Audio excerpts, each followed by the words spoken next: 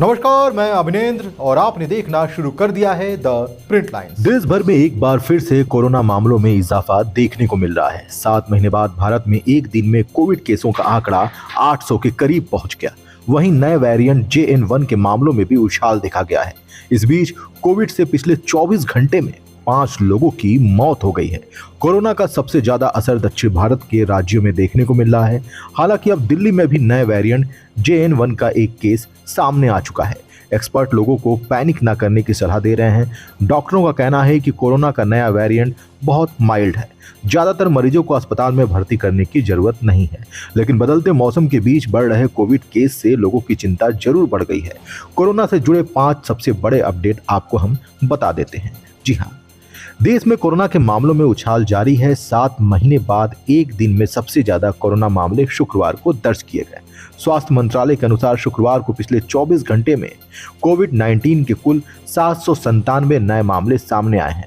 ये पिछले 7 महीनों में सबसे ज्यादा है। इस दौरान 5 मरीजों की मौत भी हो गई।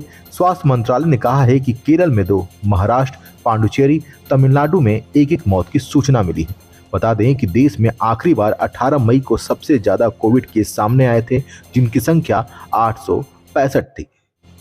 कोरोना का ग्राफ देखने से पता चलता है कि देश भर में कोविड केस धीरे धीरे बढ़ रहे हैं। पिछले सप्ताह 22 दिसंबर को कोविड के सबसे ज्यादा केस 752 दर्ज किए गए थे। इस सप्ताह अब तक का ग्राफ ऊपर बढ़ गया है। कोविड का ये ग्राफ बता रहा है कि संक्रमण केवल धीरे धीरे बढ़ रहा है। हालांकि जब कोरोना महामारी चरम पर थी तो रोजाना लाखों लोगों में कोविड केस सामने आ रहे थे। भारत में कोरोना के नए सब वेरिएंट JN1 के मामले भी तेजी से बढ़ रहे हैं।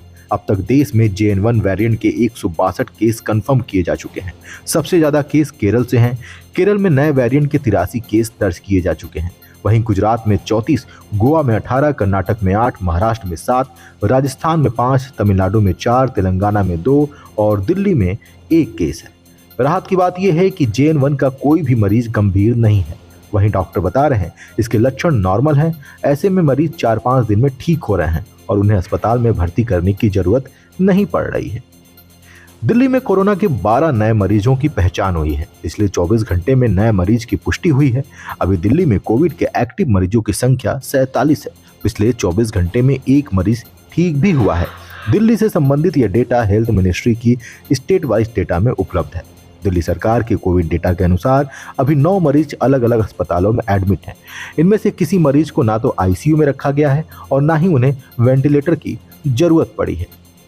कोरोना के बढ़ते मामलों को लेकर हेल्थ एक्सपर्ट पैनिक न करने की सलाह दे रहे हैं। एक्सपर्ट का कहना है कि पूरे देश में कोरोना के मामलों में इजाफा इसलिए देखा जा रहा है क्योंकि फिर से कोविड जांच की संख्या बढ़ा दी गई है।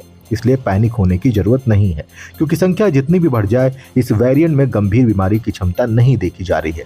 दिल्ली के सफदरजंग अस्पताल में कम्युनिटी मेडिसिन के HOD डॉक्टर जुगल किशोर का कहना है कि सर्दी के दिनों में वैसे भी बाकी वायरस एक्टिव हो जाते हैं, इसलिए अलर्ट रहना चाहिए, बचाव के तरीके अपनाने चाहिए।